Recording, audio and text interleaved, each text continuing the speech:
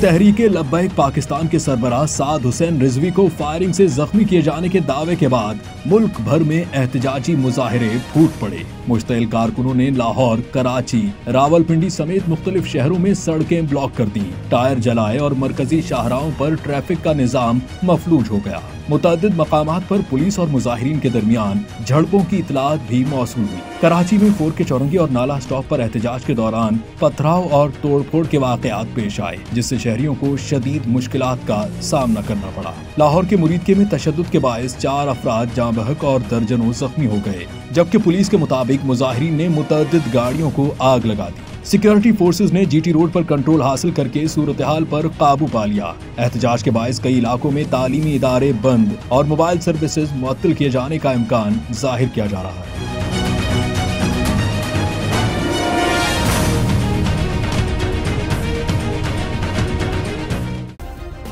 Subscribe करें और bell दबाएं ताकि कोई खबर रह न जाए।